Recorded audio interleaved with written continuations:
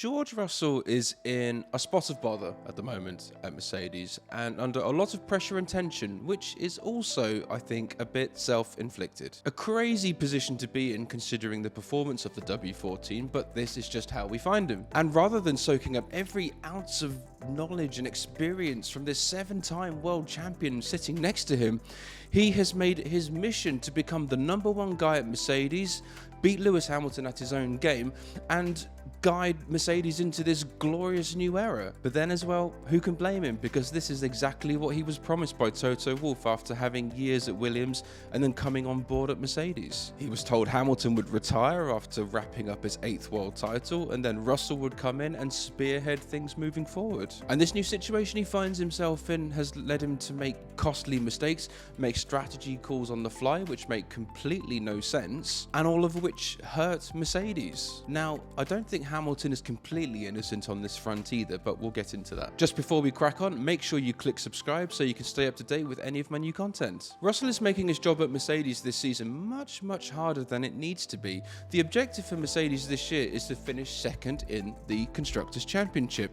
The driver standing at this stage only just fuels the ego of both Hamilton and Russell. And now because of this, Russell is now self-inflicting pressure on himself, which is leading to tension between himself and Hamilton. This season, both drivers have been tripping over each other and not cooperating, and will absolutely not give each other an inch, even if it is of the greater good to the team. In the words of Top Gun, Russell's ego is writing checks his body can't cash. So let's just wind things back to 2022. So we find Lewis Hamilton, who is very unhappy with the W13, and it's very down on performance, and he is suffering massively from all the porpoising. He was being very public about the complaints of the car, and it just wasn't a good look to me. And then we find Russell, who arrived fresh-faced from Williams, who also didn't like the car and the porpoising and everything, but he kept his mouth shut, he got his head down, and he got on with it. And he was consistent. After knocking around the back of the grid for years at Williams, he finally joins Mercedes, and despite this troublesome car, he is just happy to be there. He scored his first win in Brazil towards the end of the season, and he even outscored Hamilton that year, an achievement which not that many can claim. Hamilton and Russell appeared to work well together that year because they were both going through the same kind of troubles, and they were both working hard to push the team forward and overcome these problems so that they can have a good showing towards the end of the season. Now, I've been a supporter of Russell since his time at Williams, and this is just because he was plucky, he was able to pull performance out of a bad car, and he had a great dynamic with the team. And some of his performances in the Williams in those years earned him a lot of respect. But this George Russell that we find at Mercedes in 2023 is a very different person. Lando Norris also alluded to this recently, saying that even he thinks that Mercedes has changed Russell. If you look up George Russell on YouTube, after this video, obviously, you'll find lots of videos and content about the fall of George Russell and why everyone hates him and why he's hated and things like that. And whilst I think this is slightly unfair, I will admit that George hasn't done himself any favours recently in how he's put himself across and how he's been in the car and in interviews as well. He has become a much less likeable driver than before, and he has this sense of desperation about him. I don't know about you, but I find he comes off now as this kind of self-entitled prefect head boy that you might find in a rah-rah private school somewhere. Yeah, very annoying. He's trying to be this all-singing, all-dancing Swiss Army knife of a driver that in his head Mercedes desperately need, which they don't. And because, love him or hate him, they still have Lewis Hamilton, who can still consistently deliver. Russell's just trying to accomplish everything in a hurry and prove to Mercedes that they were absolutely right to bring him in to replace the quite obedient Valtteri Bottas. Whereas right now, Mercedes need 2 drivers who can play the team game and lock out second place in the Constructors' Championship, which would also mean Russell having to do some favours for Hamilton if he is quicker. But then again, this would also mean Hamilton having to do the same for Russell if the roles were reversed. And from what we've seen from Hamilton in the past and having to hand over positions, I don't think he would be keen to do that. especially for Russell. So perhaps the dynamic of Russell and Hamilton is not the answer for Mercedes moving forward. However, they are both still contracted until 2025. We are going to see some seriously tense battles in the future, especially if Mercedes manage to put together a race-winning car to challenge the Red Bulls in 24 and 25.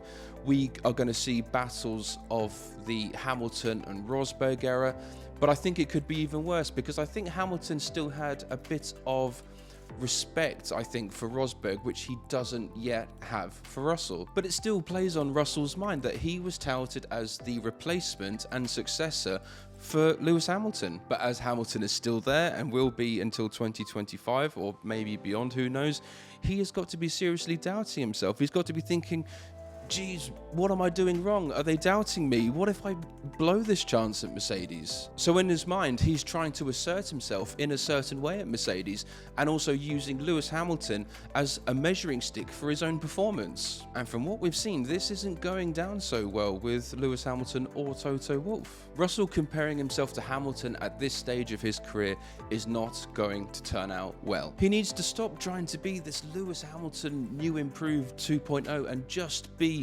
George Russell like we saw him at Williams. And this is so detrimental to his development, because he has arrived at a team where Hamilton is and always will be the guy. Even in the future, long after he's retired, Hamilton will be the guy that every single Mercedes driver will be measured up to, much like any Ferrari driver will be compared to Michael Schumacher. There's no fighting it, you can't stop it, so Russell may as well just own this. And the other thing is, he has this epic, awesome opportunity to absorb every last bit of information and expertise from Hamilton's experience, and he is not taking advantage of this. I wonder if you asked him what he's learned from Lewis Hamilton, what would he say, if anything at all? This is probably George's biggest failing so far at Mercedes, and this could cost him later down the line somewhere. But what if, now that Russell is inside Mercedes, he's seen the data and he's heard things about Hamilton that shatter this illusion that he is the greatest F1 driver of all time, which has then led to Russell trying to do things his way and go off and do his own thing rather than learn from Hamilton. But of course, this is highly unlikely and probably nonsense, but you never know. Now, because of the way Russell has been trying to assert himself as a driver at Mercedes and as a teammate of Hamilton, this has led to Hamilton having to pick up the pace a bit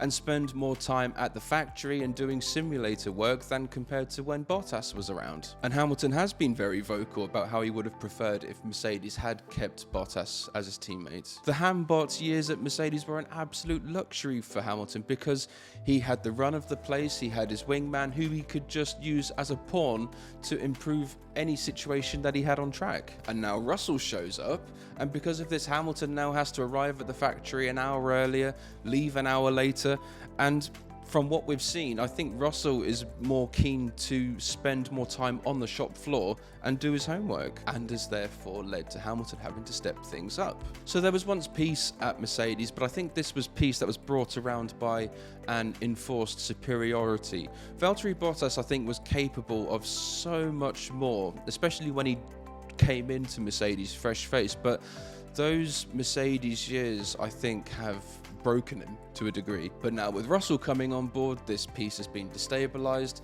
and there is a tension brewing that has the potential to crack the team straight down the middle like it did in the Hamilton and Rosberg years. I think pound for pound, Mercedes have the strongest lineup of any team on the grid at the moment.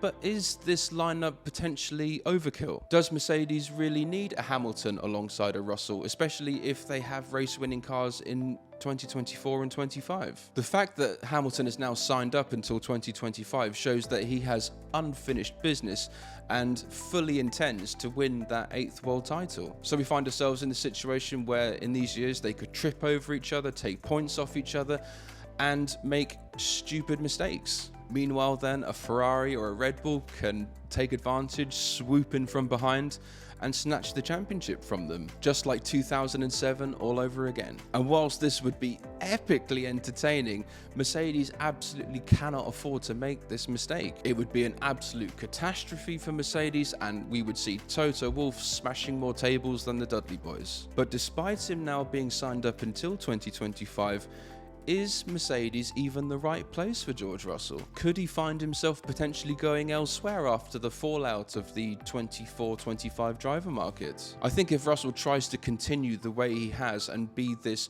new and improved Hamilton 2.0, I could see him quite easily burning out and his Mercedes career coming to a swift end. If he just tries to be the best George Russell he can be without the comparisons to his teammates and the insecurities that follow that, then absolutely Mercedes is the best place for him. But then also, if Hamilton retires after 25, he'll have an entirely new teammate to deal with, whether that's in the form of Leclerc or Lando Norris, who knows? So perhaps if Russell just remembered a bit more of where he came from and what brought him there, I think he can try and end this season on a high. He needs to just calm down, lay off the coffee, take a course in the Kimi Raikkonen school of how to deal with setbacks, and he'll be just fine. I think George can turn things around and bring Hamilton and the rest of the team back on side, but for the love of God, just calm down. Yeah, there's so much to think about, and I'd love to hear your thoughts in the comments on how you think Russell's time at Mercedes has been so far. Thank you so much for watching. Please give me a like if you enjoyed the video. I'm Paul, and many thanks for watching.